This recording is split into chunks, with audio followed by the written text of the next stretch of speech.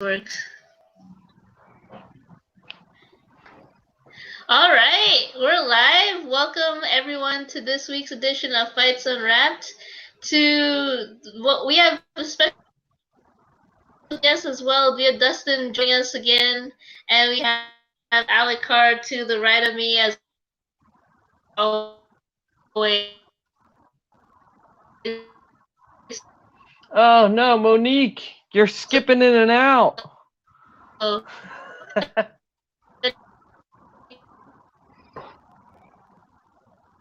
Monique, why don't you? I'll take over for the beginning. Why don't you back out and come back in? Um, so I believe what Monique was about to say was, we are live. It is a crazy fight week this week. Hey, she's back. I'm back. Okay, sorry guys. I was just saying it's a crazy fight week. We got UFC 264. We got Conor McGregor versus Dustin Poirier, the rematch. It's just a great all-around card. It's Stephen Thompson versus Gilbert Burns, Tai Tuivasa, Greg Hardy, Aldana versus Yana, and Sean O'Malley versus Chris Matino, who we will talk about shortly. And then I'll go ahead, since I kind of am talking right now and taking over. I'll tag myself. You guys can always find me at AlecTDCar. It is my personal account. You can see some crazy things about Ben Simmons and the Philadelphia 76ers. Still super salty about it, even though I'm repping hard still. Gotta love Philadelphia no matter what. You'll start seeing, I'm going to start putting out some stuff, some crazy crap about the Eagles and how terrible they're going to be this year. I have entirely ignored the Phillies because they suck, and it is just great to be a Philadelphia sports fan if you can't tell. So please give me a follow. I got some off the wall all opinions, and of course I'm always bringing fight content. So please give me a follow at Alec TD Car. You can follow me at 4th and 26 Sports as well, where we're getting headlines out of Philadelphia and all national sports out to you as quickly as can be. Also follow Fights Unwrapped. If you're watching this and you're not following us, quick go to Twitter and hit follow, because that doesn't make any sense. In my very biased opinion, I think we are one of the best, most qualified, unqualified fight show out there. And I mean, if you guys were privy to our chats, you could tell that we have an honest love for this sport. And honestly, to be unbiased, I don't know of any live show or show period that's putting out as much and good content as we are. Also, please, as always, follow Unwrap Sports Network. It's what brings Monique and Dustin and I together. And I tell you this every single week. Cool thing about Unwrap Sports is you want news from somebody in Chicago on the ground, we got it. You want news from somebody in New York on the ground, we got it. It's great network of all local guys giving their opinions, giving facts. We got some doctors giving injury reports. It's crazy stuff in here. So please follow Unwrap Sports Network. And then I'll throw it over to Monique to kind of take back over as our main host. Go ahead, Monique, tag your stuff, talk about our sponsors, give it to Dustin. I don't really care. All right. Dustin, if you want to tag yourself in on Twitter, if anyone wants to follow Dustin, you can follow him at No Censor Sports. There you go on Twitter. And okay, we'll talk about our sponsors first, because Carlos Condit is in this card, and we're very hyped about that because we love Carlos Condit. And he is a huge proponent of RxHemp.com. So if anyone's suffering from any injuries or they need anything for recovery, RxHemp.com has really great CBD products, and you can get 10% off your order if you use the code RxHemp-USN today. And as well, huge betting odds for this fight card, obviously. So if you want to go to mybookie.ag, we have a promo code USN100 to get 100% sign up bonus today. That's right, double up your deposit if you register today. All right, let's talk about our headlines first. The first one is we got to talk about Sugar Sean O'Malley's new opponent, because it was just really disappointing that Louis Smolka, unfortunately, I didn't actually read up on why he like called off his end of It the was fight. it appears to be a staph infection. Oh, a staph infection. Okay. So unfortunately, that fight was canceled, and I was looking forward to that fight. But O'Malley has a new opponent. His name is Chris. How do you pronounce his last name? It Chris is Motino. Mutino. Mutino, yeah. Okay, so I don't know much about him. That's the first thing, and he's getting a gift being on the main card because obviously he's facing against Sean O'Malley. I looked him up a little bit too. I don't get it. But I'll go to my take later after you're done. Okay, well I'm just kind of confused just because like I said, he's getting a gift like facing Sean O'Malley. He's getting a gift being on the main card for the UFC. And I don't know why Sean O'Malley's not getting like a higher ranked opponent because that's exactly what he's shooting for, obviously. So, what do you think? We'll start with Alec, and then we'll move down to Dustin. Alec, what do you think about Sean O'Malley's new opponent? I don't know what to think about this guy. You know, Mutino is a guy that's been, I think he's been under the UFC payroll for not a long time, but a good amount of time. He's just never actually fought for the UFC. And for the fans who don't realize that, that is something the UFC does. They will pay prospects, that not a lot of money, but they will pay prospects just to have them for the rights to fight in the UFC. I mean, this is a guy that's got really no key victories on his record. He's 9-4 overall, and never fought for a major promotion ever in his life. It looks like he does have some good wrestling. It looks like he does have some good striking. He's kind of decent all around. He's a professional fighter, so he's decent. I wouldn't, you know. If I'm Sugar Sean O'Malley, I'm kind of smiling that, you know, I'm getting this gift comeback fight. It sucks that what happened to Smolka. He said his medical team will not let him fight. He is still very infectious. And he was he posted a long Instagram post about it. He's very upset about it. He treated it like Smolka would, with all the class in the world, saying, "I wish Sugar Sean O'Malley all the luck. I hope to see him down the line," stuff like that. So that's good to see. There was no like, "I'll be back and I'm gonna kick your ass in like 2 weeks, I promise." I think it's lame because you look at these rankings for the division. You're absolutely right. He should be fighting someone pretty much higher up. I would have loved. Well, I know we joked about it in our chat, in our little conversations, but I would have loved to see him get the opportunity to fight Cheeto again. I mean, he would whoop Cheeto's ass. I'm sure that fight was offered, and I'm sure Cheeto said no. It is really short notice, so you can't really blame a lot of these guys, especially since, you know, I would say 1 and 2 are a little bit different, but 3 through 12 all could jump and go down in rankings very quickly in the bantamweight division. So it's like, it's really risky for any of them to take on a last second fight. I still would have loved to see it. Yeah, we've talked about it before. I would love to see Sugar Sean O'Malley versus Dominick Cruz. That's the fight I want to see. I think it's a good test for Sugar Sean O'Malley. Dominick Cruz has shown that he's still got it. But we got what we got, and I'm going to still be hyped to see Sugar Sean and his tie-dye hair in the ring, in the octagon. Okay, Dustin, what do you think about O'Malley's new opponent? Well, I don't know much. I mean, I don't know what to think about him. I haven't really seen the guy really fight. I mean, to be honest, and to find some tape of the dude, I'd probably have to go down the wormhole. So therefore, like, I'd probably have to search it up pretty extensively. So therefore, sometimes I want to sit in the conference with Dana and the people that matchmake a little bit about Sean O'Malley. I don't get it. I don't get it because I see them taking guys like we were talking about last week game, Gane, and he speeds them up and he sends them through.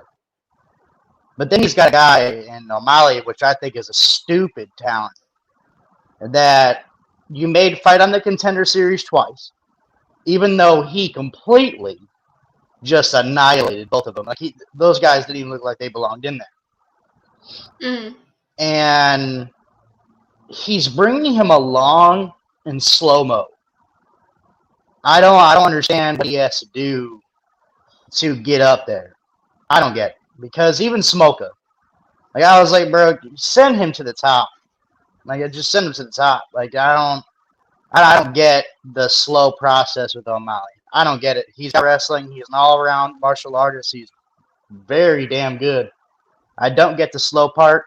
But then again, I want to talk to O'Malley's representation if he has any. Because it's like you need to start putting a price tag on this kid. Like, kind of tired of taking these bullshit fights. Just to be honest. Like, I want to fight somebody who's worth something. Now, none of these big guys are going to take this fight because no one wants to step in short notice with O'Malley. Most likely. Because they know it's very, very likely they might lose. But you got to understand what you're doing to O'Malley here. So, he has everything to lose. If this kid gets on this main card and destroys him or beats him up, guess what? O'Malley just got shit on. He's going to get shit on by Twitter. There's a lot of people who don't like him already. And if his stardom and that pixie dust around him gets taken away, I mean, the walk-offs and shit's going to start getting old. So his stardom will go down. They're risking so much by putting him in there with like these younger, kind of hungrier dudes that are probably going to come after him. And I was like, this kid knows he just got a gift. He knows he got a gift. The main card fight that he really didn't even earn, like he's going to try to take O'Malley's head off. He's probably been ready. So therefore, probably been ready. So now about the staph infection, that's really hard to avoid. I mean, it's not. You clean your mats correctly, maybe not. But if someone gets a cut, it is what it is. Sometimes shit just happens. So staph infections suck. I've seen people have them. I've never had one. Thank you God. But I mean, it sucks, man. It sucks to watch him not be able to show up. But I think whoever represents O'Malley needs to start putting a price tag on his likeness. That's exactly what I think. Yeah, no, I agree totally on that. That's like literally going back to my point of like how, he should be fighting someone higher in the rankings. I mean, like you said, short notice, they don't want to go and fight O'Malley, but I think maybe it's just the division. Maybe it's just the bantamweight division, how, stacked it is. And how busy it is, and that may be the reason why, like, all of a sudden you get, the younger dudes facing someone like Sugar Sean O'Malley. And you're right, Dustin and Alec, a lot of them are going to be having they're just going to be on, like, trying to take off his head. That's for sure. There's a lot of people that don't like him out there, like you said, and that's why we have fights like this. But like you said, Dustin, like, whoever represents Sugar Sean O'Malley should definitely put a price tag on him because it's just, I don't know. I would have wanted to see him like face Dominic Cruz or somebody like, at least higher up in the rankings. But that would make sense. It is what it is. That would make sense. Dominic Cruz makes sense. He's an older guy that still kind of got it, that you can't just walk through. But he's also an older guy that could be a gatekeeper. Like, I don't understand why they keep putting him up against guys who, if they beat him, you just lost his start. I mean, it's gone if he gets beat by one of these young cats. For sure. All right, we'll move on to the next headline, which we have the announcement that got made. Roxanne Modafferi will be facing against Tatiana Suarez, who's making a comeback after a long hiatus. This feels like I haven't seen her fight in a long time. But it's interesting to me because this fight, if it goes to the ground, it might be interesting. You got, all-time grappler versus wrestler, and this is for me, that's why I chose this headline. I thought it was really interesting to talk about. Let's see, Alec Carr, we'll start with you. What do you think about this matchup? Do you think, it'll go to the ground? Because, like, Roxy, well, you talked about this. Her striking is not there yet, for sure. Yeah. I mean, listen, Roxanne Modafferi might be one of the screw women's divisions, and all of UFC might be one of the scariest people on the ground. I mean, her wrestling is just, her ground game and grappling is just absolutely incredible to watch. She's got almost perfect technique. but when it comes to striking, she just doesn't have it. And this could be easily be one of those fights, because Tatiana is really good on the ground too. This could be easily one of those fights that turns into a striking match. And if it does, I really would be concerned for Modafferi. I think this fight ends quickly. Look for Roxanne Modafferi to, shoot the takedown early and often. Because that's her path to victory. And listen, if she gets her on her down, and Modafferi, if she gets on top, might be so good that she wins on the ground. But I see this, when we talked about it, I see this going that both people, they respect their ground game too much. No one's going to want to shoot. No one's going to want to get on the ground, so it's going to turn into a striking match. It's a really interesting fight. And like you said, it's cool to see Tatiana come back. I mean, she was coming off of that huge win streak, you know what I mean? Where she beat Cooper, Grasso, Esparza, Nina Nunes. I almost just said Nunes. Let me clarify that by saying Nina Nunes, not the great Amanda. But she was on quite the roll, and then we haven't seen her since 2019. So I'm excited to see her back. I want to see how good she looks. There might be some octagon rust or whatever you may want to call it. But I'm excited for these fights. I love when two wrestlers and two grapplers get in there, because you're usually going to see some bombs thrown instead of takedowns. So it's a cool fight. It's a good job, Dana. He made a good one. I was going to say, just before we head to Dustin, last time Roxanne should have shot for the takedown really early in her last fight, but the reason why I believe she lost her last fight was because she didn't, and she decided to strike, and so that was her downfall for sure for that fight. So I'm hoping she learns from that fight into this one. And even though you might respect the ground game and Tatiana Suarez, her path to victory is better on the ground than it is striking. That's for sure. So, Dustin, what do you think about this matchup? Oh, yeah, there you go. Excited to see if Tatiana can grow into a future Valentina challenger. There's a lot of people been talking about that. Love that. Ever since Love that. Ever since her, I guess, her hiatus and after her win streak, a lot of people were talking about that. For sure. So, Dustin, do you have any thoughts on this matchup? Actually, I've been watching Roxanne for a long time. I'm actually a fan, but I kind of disagree with she kind of has upper hand here. Suarez, I mean, when you talk about the ground, she's a 2-time world champion.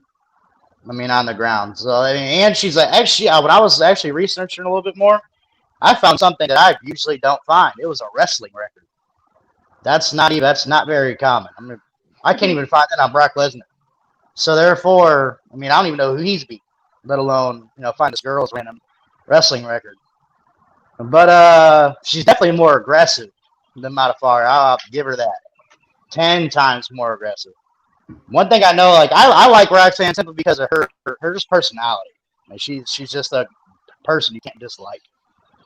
But when it comes to fighting, she's very in and out. I mean, she wins one, lose one, wins one, lose one. She's never probably going to beat the more talented girls.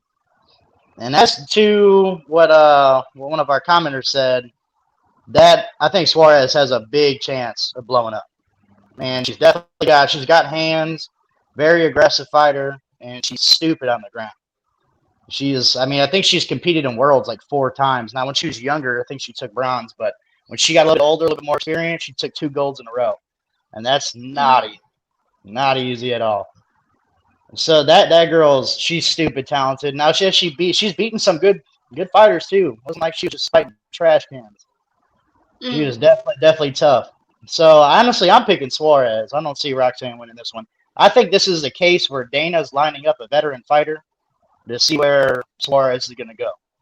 Because if she can get past a veteran like Roxanne, she's probably going to start fighting some of the bigger ones. I don't know about Valentina. That girl's a monster. I don't know about Yeah, man. Yeah. And now I believe, what's funny, because I believe Matafari beat her big sister.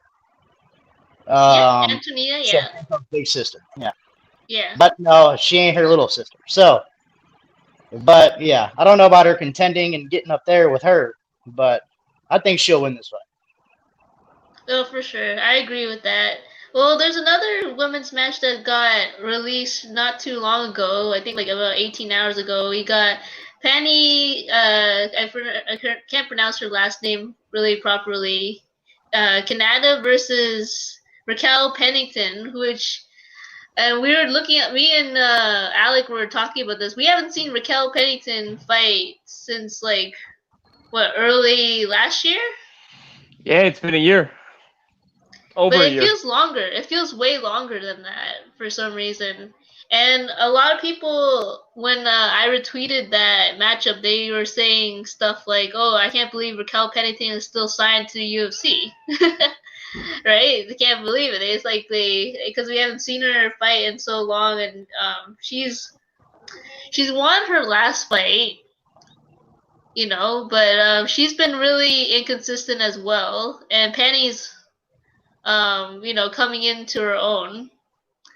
But I just want to, talk about it because I haven't seen Raquel Pennington fight, and this matchup to me is intriguing because Pennington before that was fighting the top ranked girls. Like you got like Holly Holm, she was fighting Alrina Aldana, etc., etc. Like there's so many other fighters that she was fighting that were like highly ranked, and then you have someone like Penny who's like she's I don't know if she's ranked really high, and so it just this division, it just makes me wonder how these matchups are going on. So what do you think about this fight, Alec? I know we haven't talked about it too much. We just talked about Raquel's absence for over a year.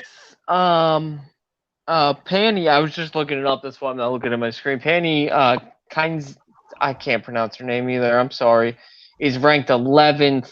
And I guess that's a huge fall. Like from when Raquel she's, isn't ranked. It doesn't look like not on the anymore. UFC's website. Yeah, because she's been so inactive. And anyway, what I'm getting at is it looks like Dana's making a move here, and the matchmakers for the UFC. I don't mean to always say Dana, but it looks like they're making a move here to make Raquel Pennington probably what she should be, which is the gatekeeper of deciding if you belong in the UFC or not in this division, because this women's bantamweight division is just crazy, crazy, crazy competitive. There's a lot of good fighters, so I think it's a good idea. I mean, Raquel Pennington beats the people she should beat and loses to the people she should lose to. I mean, we're talking about losing to Andrade, Holly Holm, Nunes, Amanda Nunes, and Holly Holm again. Like but then she beats all the people that she should beat. So, and I was just getting there, Zoltan and why that I think I think this should be pretty easy for her. I think she's a better all around fighter. I look for this to really go all 3 rounds and be a decision. Maybe not easy, but I think it's a pretty easy decision at the end. We might see some close rounds. It's not going to be, I'm not talking 10-8 craziness, but it's definitely an interesting fight, and I kind of like it. I like it. Raquel Pennington has a history of losing to the true top contenders and has always, in the past, always had her name into it. But it's time. This division is much more competitive than it used to be, so it's time to kind of move her down as the gatekeeper to the top of the division to see if you belong. And I think Penny does. I think she's going to go in there and prove she does belong. But it'll be interesting. It'll be an interesting fight. Yeah, what do you think about this, Dustin? I've never been a big fan of Pennington. I've watched her since she was an Ultimate Fighter. She is. I don't know. I was never impressed. Like I never watched her one time and was like, "Oh my gosh!" I'm like, no. I mean, I agree with Al. She beats the people she should beat, and that's not always impressive. So therefore, but when it comes like she has fought girls like Holly Holm. She's fought Amanda Nunes. She's fought I get she's fought them, but I mean, I'm just gonna be real. Amanda Nunes dog walked her. Like, I'm not talking about like Amanda Nunes didn't even get to knock her out. She was in the corner, like I can't even do this no more. But Yeah, I Rocco, remember. in my opinion, was fighting those top fighters when that division was thin before it got talent in it. Like Holly Holm was coming down and everything. That she was there because not many people were over her. They didn't have the talent at that time. Now, no. I mean, she doesn't even belong fighting the top. Now, Penny is a really experienced Invicta girl. Really experienced Invicta fighter. And Invicta's a tough promotion, whether people like to admit it or not. Those girls in there are tough. That was the original where all the top women were at. So now they're transferring over to the UFC, obviously, for monetary gain. Because obviously, you get to the top of the UFC, they're paying a lot more, especially for PPV, stuff like that. Not that I've seen women's MMA get too many main events, besides Nunes and Rousey and them. Other than that, I would hope to see more. But it's to a point where I think Penny's probably gonna steamroll her. I can't see Pennington winning whatsoever. Yeah, same here. I mean, I've been watching her just as long as Dustin has. I haven't been impressed by her. She has a lot of heart, but in terms of her technique and stuff like that, she's never really impressed me on like anything. Not even her striking, even though she has power and stuff like that. But we don't really see that, honestly. So, it is what it is. And what I would just say too is this is what she's coming back to is. Holly Holm still ranked second. Then you got Aspen Ladd, Irene Aldana, Yana, Juliana Pena, Caitlin Farah. Like, this division, like Dustin was saying, is entirely different than it was even a year ago. I mean, this division has gotten stacked really, really quickly. It's way better. So she might be in for a rude awakening, but I do like the idea of like, you gotta beat Pennington, otherwise you don't belong in the top 5 or the top 10 because she's at 11 right now. Yeah, that's true. I think that's. You said hold up, no, Penny's at 11, right? Not Pennington. Yeah. No, Pennington's not ranked at all. At 11. Yeah. I was going to say if Pennington's at 11, man, we need to go ahead and talk to him. All right, so that does it for our headlines. We're going to go into our UFC 264 fight preview. Let me just share the screen real quickly, and we'll get started. Let's see. Okay. There you go. So, okay, we already covered the first fight, which is obviously men's bantamweight, Sugar Sean O'Malley. We didn't make our picks. We didn't make our picks, though. Okay, yeah, that's true. I feel like we have. That's just like, maybe because I feel like I know what everybody's probably going to say for this one, but Sugar Sean O'Malley versus Chris Moutinho. Yeah. All right. All I would say is Sugar Sean better look to end this fight early. He doesn't want to be drawn into a fight where he gets brought to the ground, his weak spot. And also the biggest thing I'm concerned about, and I think we're all concerned about as Sugar Sean fans, and I think that all UFC fight fans are concerned about, is what is his ankle gonna look like? Because that's the biggest question with him. I think what Dustin was talking about earlier, I think he was on that Conor McGregor rise, and then one ankle injury, and then he came back, and then another ankle injury, and it's just like it's hindered him. But I think I got him winning this fight in the first round. I think he's going to use that length to his advantage. He's going to keep this new UFC newcomer on the outside and just kind of try to pick him apart. I'm looking for a quick stoppage. Just get in there, bang them, get it over by the first round, get out of there, Sugar Sean. Okay, Dustin, who do you think's gonna win this fight? I mean, of course, I think Sugar's gonna win, but I kind of agree, dude. He's got to beat this dude up early. Like, not that I'm saying he is going to, because he does like to stay on the outside, and sometimes he does. What I want to see him stop doing is that walk-off bullshit. That's Stop. what I was gonna say. I was Stop. about to say that he has to stop doing that for sure. Bro, unless the ref is right, because the ref kind of got pissed off at him. The ref was like, if I stop you, you need to keep going. Like, the ref was kind of stern. And I was like, because he should be. I mean, that's his job, dude. Unless he stops you from fighting, it's for your safety. I mean, what if you turn around, that dude looks hurt, but he's not. You turn around like an idiot, and he comes up and knocks you out. Like, that stuff can happen. So, I mean, you need to realize that it's responsibility. You need to finish. But Sugar, that ankle, honestly, I don't know if I'm too concerned right now, because like it's been a little bit. I think his ankle's been a little bit more healthy. But I mean, we'll see. It just depends on how much he kicks with it. It depends on how much he lands it. I mean, if I was saying, it might be more front kicks. I mean, I'd probably stay away from roundhouses and a bunch of stuff that might get it kind of twisted up. Wrestling, you probably need to stay away from that too, because they'll break your ankle in like a couple seconds. So yeah. so we'll see about that. But I definitely take him winning the fight.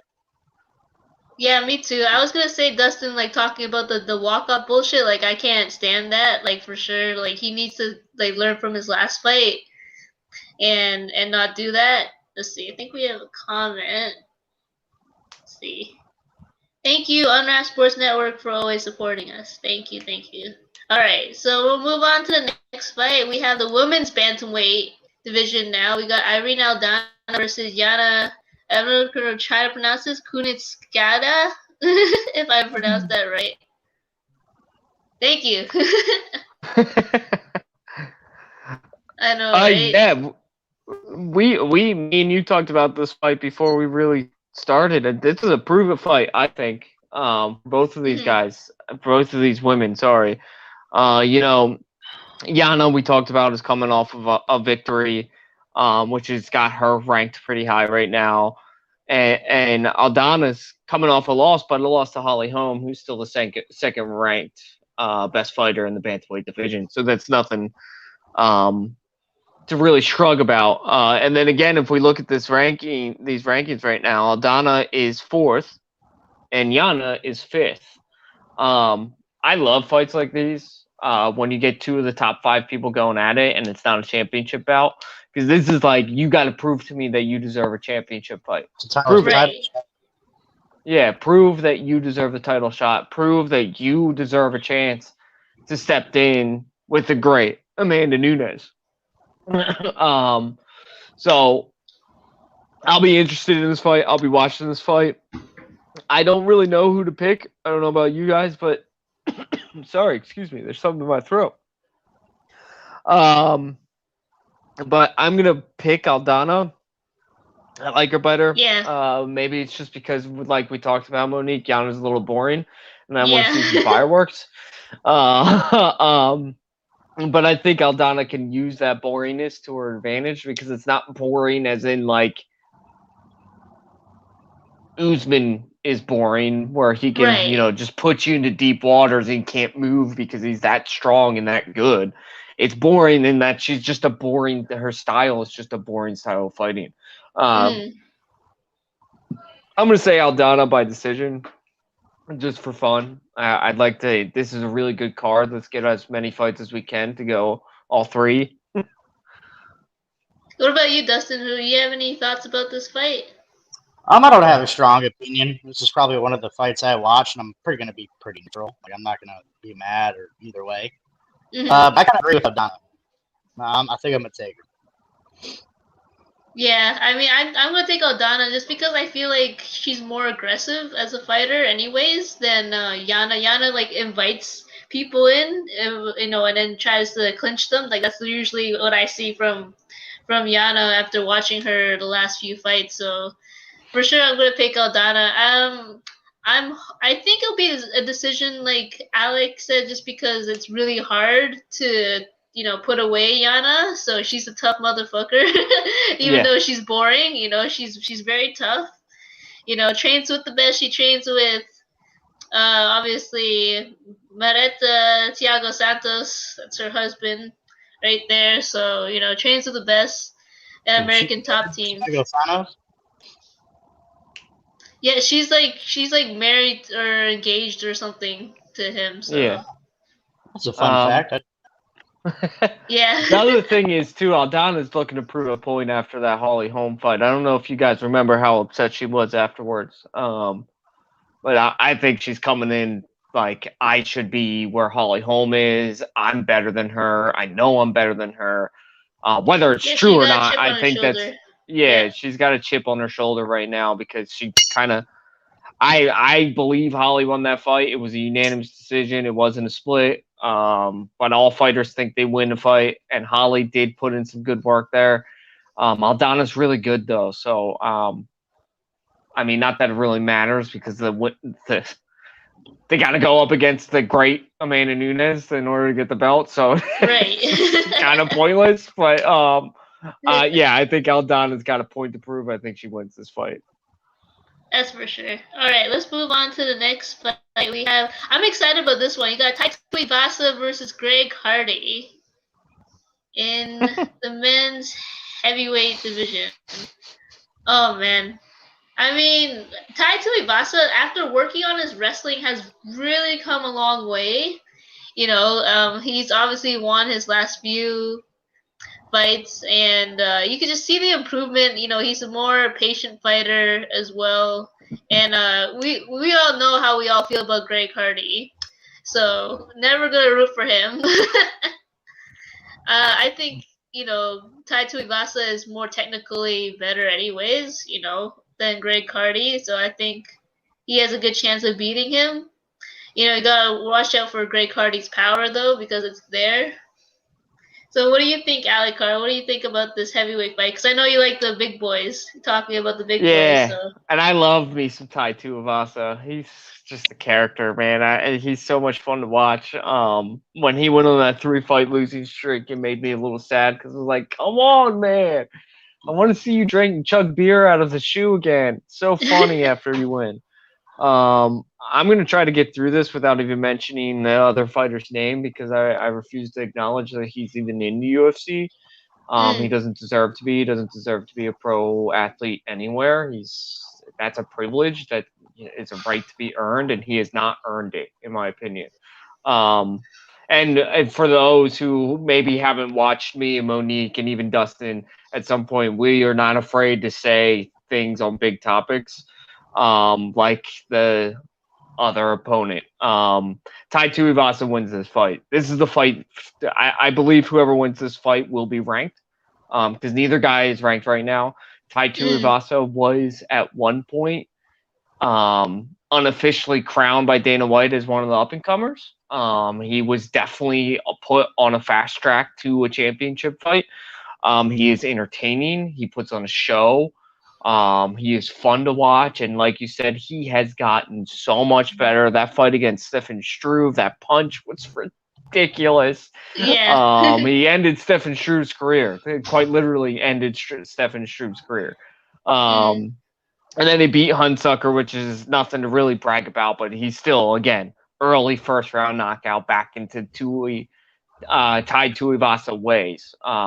I love him in this fight. I think he wins this fight rather quickly. It's not even close. This is the toughest opponent that the other guy has ever seen in his life and probably will ever see. And I hope when Tai Tuivasa beats him in the first round by a clean overhand right, that we never have to see his name on a card ever again, and that this experiment is over, because it should be. It should be. It's disgusting, Dana, and get him out. Because if he can't beat Tai Tuivasa, and then with his record, what it is, he doesn't belong. He just doesn't belong. He doesn't belong in the UFC. So, yeah. I guess we could make that my brand of the week, but I got Tai winning this fight in an early first round KO. All right, Dustin, who do you think's gonna win this fight?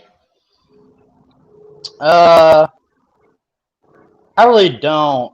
There's a lot that can happen. When I talk about heavyweights, it's hard to even pick. Because I'll tell you what, Greg Hardy, dude, he's got some hands that I call like the kiss of death sometimes. It's one of those fighters where if he touches, you're probably gonna be dizzy. I mean, you're going down. Like if that dude connects with you, you're probably going out. I don't know if you guys listen to Joe Rogan very much, but he talks. This is what I don't like about guys like Greg Hardy.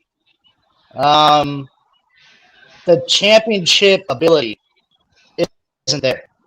Yeah. Like the striking intelligence isn't there. Like with Joe Rogan, because I don't know if you ever heard, but he was actually talking to Brendan Schwab to his face, and he was like, "I love you, bud," but he was like, "You don't have it." He was like, "You can't get openings." He was like, "You can't get in, you can't get out, you don't know how to pick your shots." He was like, you can't land, you can't." He's like, "You don't know how. Like, you're never gonna learn how." And well, you can't learn how, but you're a little bit too old to start learning. Like, you should probably start that when you're 12, not like 28. So therefore, I don't think he has championship ability. So it's kind of hard for me to really judge Greg Hardy because, dude, if he goes up and fights bigger guys like Ngannou and Stipe and all, bro, come on, man. Those guys are going to hurt him. So therefore, if he ever makes it there, his one trick pony is not going to work. He's going to get beat up. Yeah. So therefore, I mean, with his personal stuff, I mean, I know the situation, but to be honest, I stay away from it. I don't know. So therefore, but I mean, I watch him fight. But as being a professional athlete and all that, that was Dana White's decision. That was the NFL's decision, and I'll leave it to them. Whatever they feel is necessary. But like I said, Greg Hardy, I think he'll be fine in the fight. I don't think he wins it though. I think he'll probably lose this one.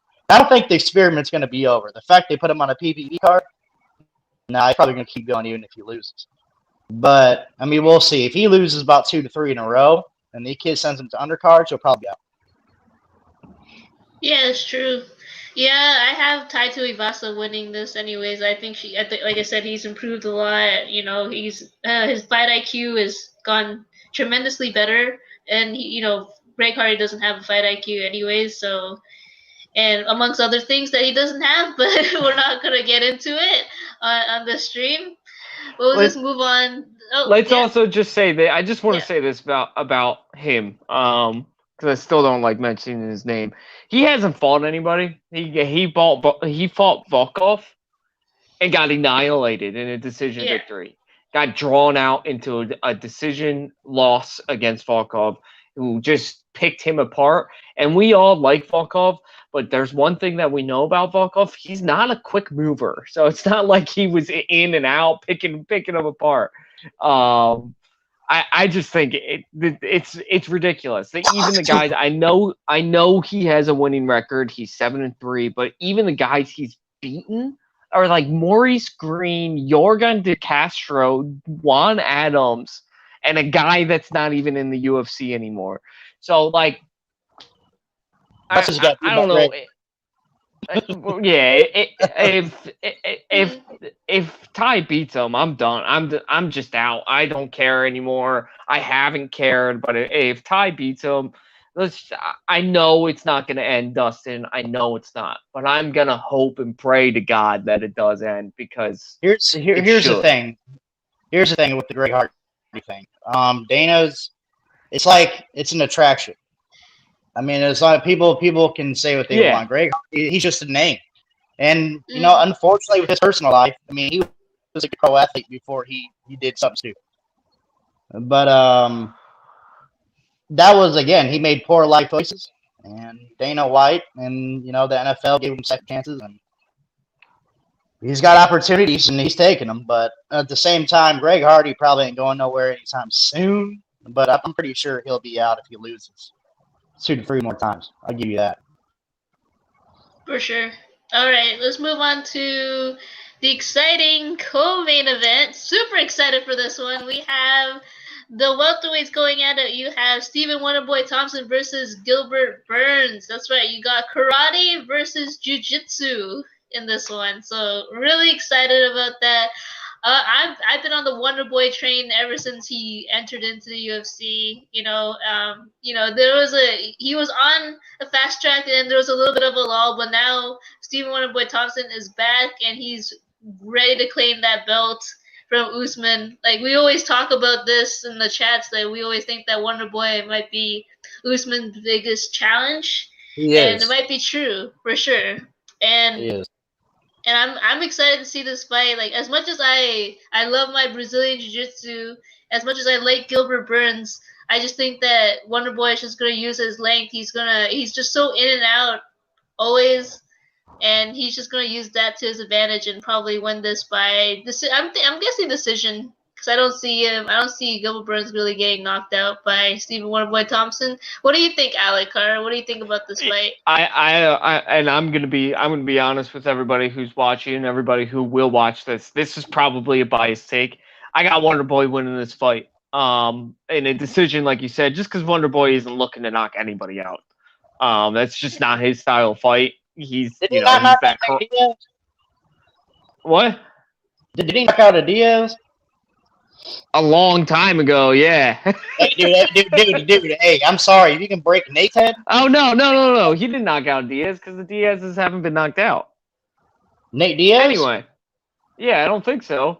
Nate Anyway, Diaz. we're getting sidetracked, and he did not knock out Diaz. I'm looking at it right now. Anyway, he's that he's a kickboxer. He's karate. He's gonna jump in, hit you a couple of times, and before you even know what happened, he's gonna jump out. Gilbert Burns is, if he gets him on the ground, and that's a big if because it's almost impossible to get Wonder Boy on the ground, could win this fight. But again, it's almost impossible to get this man on the ground. His takedown defense is probably up there as some of the greatest of all time. He moves too quickly. He stays on the outside. You can't get a hold of his legs.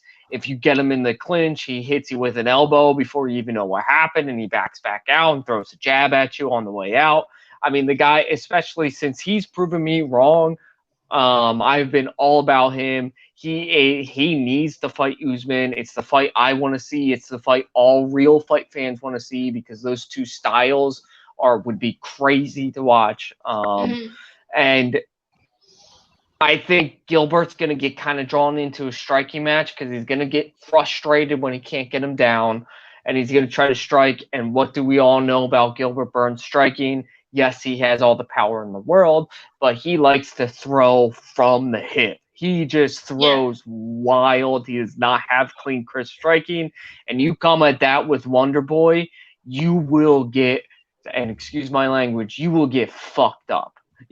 Like, he will hit you. You come in with a looping overhand, he's going to hit you with 4 strikes before you even know what happened. And then you're going to whiff on the overhand you threw because he'll be across the octagon by the time you're done.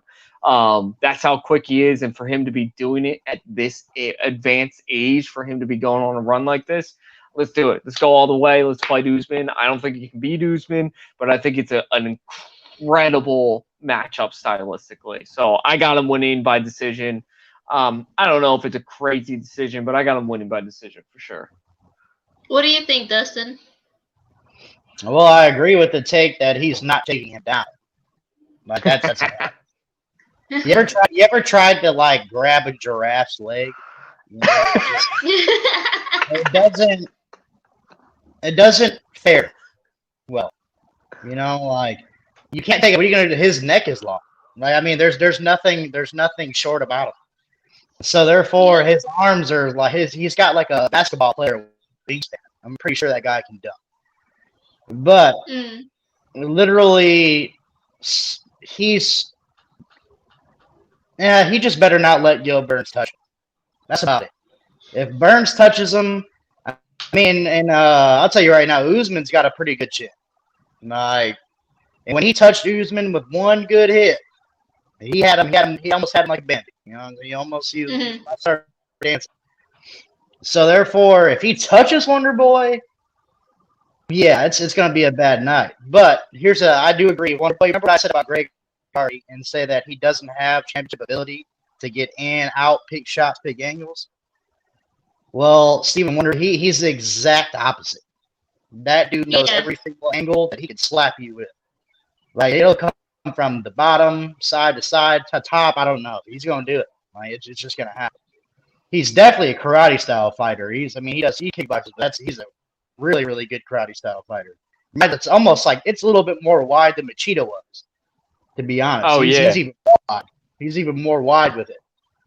So therefore, he's pretty mean with that karate, man. It's really hard to get through him. So, and Gilbert, he's very short. He's a small, compact guy. So I don't see him faring very well with that karate style, because when you have a very stout body like that, you're not very long. It's hard to get inside because they're not going to let you. And Right. you're going to get kicked in the body before you even try to get in. Yep. So therefore, or you're going to get a really good straight right. Really, right down the pipe, not even thinking about it. So therefore, I don't think he's going to even get in. I got Steve Homeboy winning by probably a very, very dominant decision. Unless something weird happens. Yeah. I agree. Like, you know, I think for the most part, I still think Wonder Boy, he has a chin. Like, it's not as good as Usman's, but he does have a chin on him. So I'm sure he can withstand one or two of Burns' blows. Just I don't know why. After seeing the Woodley fight, you know, after seeing that and like having him endure that, I could see Wonder Boy, you know, potentially being. Like, it's not like it's. I know Usman has like the better chin, but I still think that Wonder Boy could withstand at least maybe one of his punches. Could you But imagine if Wonder right hand mistake. Could you imagine if Wonder Boy ended up losing to Woodley twice and then beating Usman for the belt? That would be That'd be nuts. crazy. That would be crazy. Yeah. All right. Let's move on to the main event of the evening. Obviously, we have Mr. Conor McGregor versus Dustin Poirier. You got the Diamond versus the Notorious in this one. And me and Alec are still not excited about this fight. So I guess, you know what? I'm going to start with Dustin. Because me and Alec are like, we're still like not excited for this fight like right now. So I don't know, Dustin, do you have any thoughts on who you think is gonna win this fight? I guess I still like Conor to a extent. He's definitely not the guy he used to be. I don't think. First of all, he's too rich. You know, when you get that much money and you're sitting on yachts and you're sailing around the world, it's really hard to be a killer. I mean, it's really hard to be somebody who wants to tear someone's head off. It's like that. So therefore, I don't think that he has the same mind that he used to, and it's hard for him to get back there. Dustin Poirier, dude, he's a beast. I mean, whether people like that dude is a beast, and he's very well rounded. I mean, I think he tried to submit Khabib, but that was pretty bold. I mean, I'll give him that. I mean, you're not that guy. You're not that guy. But that was bold. I like it. So he's obviously he's got some balls, man. But Poirier's definitely the more meaner dude. I mean, if they get an exchange, Poirier, and he's very durable, man. Oh, good. Like it's pretty hard to finish. So therefore, I don't see Conor finishing him, and Conor tires out really quickly. Like 5-round fights. I mean, he's lucky to make it to the fourth without breathing through his mouth. So therefore, I don't see him winning. I mean, I see probably I don't know if that's gonna knock him out again, but I think he's gonna take it. Okay, Alec, do you have a decision? When you're worth $500 million, getting into an octagon probably seems insane. I mean, seriously, that's who Conor McGregor is. He's worth $500 million. And you could tell last fight he was into it at the beginning. Then that first leg kick came in, and he was like, what the fuck am I doing in here, man? This is ridiculous. I will say, all joking aside, I will say Conor McGregor is absolutely the better fighter. He is. He's just better than Dustin Poirier. I would pick him, and I'm gonna pick him in this fight because I pick the better fighter. That's what I do. And I honestly believe that a motivated, hungry Connor is probably right up there, if not already the champion. A hungry, motivated Connor. Let's go through it real quick. A hungry, motivated Connor beat Max Holloway, beat Dustin Poirier once, beat Chad Mendes, beat Jose Aldo, beat Nate Diaz, beat Eddie Alvarez. Like he has beaten some of the greatest of all time. So I'm gonna pick him. I think if he wants to win this fight, he has to do it in the first round. Not just because of the stamina, just because I feel like the longer this fight goes, the less he will care about it. Just because again, he's worth $500 million. Like, how could you stay in a 5-round fight mentally when you know that you're going home to $500 million? I can't stress that enough. So I think what the biggest downfall of this and what could easily happen is that Dustin Poirier comes in and he throws a leg kick again, and he does not check it. And if he throws and gets hit early, if Conor gets hit early, this could be another really ugly showing for Conor McGregor. It will make you say, why didn't you just retire? Why are you back? Which would be really sad because he is on my Mount Rushmore of MMA, not because technically because of his skill, which he is incredibly skilled, like I just went over, but more importantly because of his impact on the sport. If there's no Conor McGregor, we don't see an ESPN multi-billion-dollar contract with the UFC. Like, that's just not going to happen. You're not seeing all these endorsements signing on. You're not seeing all these guys getting acting jobs and stuff after they quit. Like, if it's not for Conor, the sport is still a marginalized, pay-per-view only, couple of huge fights a year with some fillers in between. So it would be really sad to see him go out like that. And he said after the last fight, no more nice guy Conor. But he has already fallen into the nice guy. And I'm not really going to talk that much shit because I really just don't care, which scares the hell out of me for him. Because when Conor's hungry, he lets you know that he's hungry. When Conor's hungry, he's calling you all the names that you can think of that I don't really feel comfortable saying. He's doing it, and he's amping up a fight. And he's not doing it for this fight. He's not. Mm-hmm. And whenever he has done that in the past, it scares the shit out of me because I don't think he's ready to show up. I think listen, Conor McGregor is always training. He's always getting ready. So I don't discount that.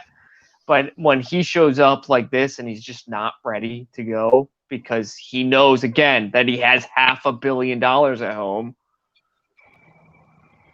it scares me because I want to see him go out on a win. Like, I don't care who it's against. I want to see him go out on a win on one of the best guys. I'd love to see him retire as champ just because he deserves that. Like him or not, again, the guy changed the game. He seriously did. And I'd love to see the matchup between him and Do Bronx. Excites the hell out of me. A hungry Conor versus Do Bronx it sounds incredible. So, what about you, Monique? I'll throw it back to you. Yeah, no, quickly, I'll just do this before we wrap up. For sure, I have Conor winning, like you said, because he's the better fighter. I'm hoping he gets it done in the early rounds because I don't think he wants to lose, twice in a row. That's not Conor McGregor, even if he is more of a nice guy right now. What bothers me, though, really, and this is a little bit off topic, but have you seen the marketing for this fight? It's been Conor all the way. There's no. It was always Conor though. Even the first time. I know. Dana right? even but said that.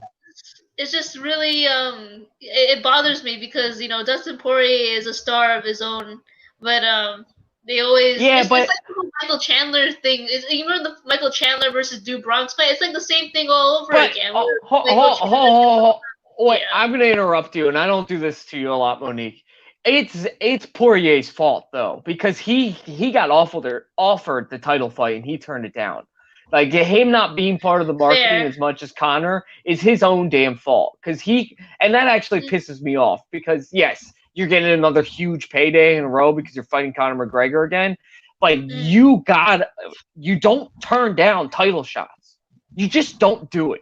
Like that's the MMA, that's fighting 101. You don't turn down the title shot. And Poirier versus Do Bronx would have been fucking fantastic, and everybody knows it. So that kind of pisses me off about Dustin. And listen, now I'm all fired up, and I wasn't earlier. But that's why he's not part of the marketing, because he doesn't market himself. So why the hell he doesn't care to market himself? If he turned down a title That's fight, true. that tells me you don't care about marketing. You just want the payday, and that's what he gets with Conor McGregor. That's true. Good rant. Another rant by Alec Carter right now. Good rant. I'm done. There. I'm sorry. That's okay. I just wanted to know. It's just because like I just been seeing a lot of Conor McGregor, so obviously Yeah. I had to make that comment. But what's it called? We have another banger next week. We have, I believe, TJ Dillashaw versus Corey Sandhagen. Finally, the rematch is set. So I'm really excited about that card. I don't really know if that card is really good. I haven't looked up on it, but you got Makayev versus Moises first. You got that useless card in the middle, and then you got Dillashaw versus Sandhagen. Oh, okay, that's right. Okay, it's super annoying. I hope Sandhagen just beats him like a right? He will. child. He will. I don't like TJ. I've never liked TJ. No one does. I don't know why. 'Cause he doesn't. It's not like he talks that much. You know, he's not like a bad boy. It's just he's a cheater. He has this. He's he a has douche, this man. smug.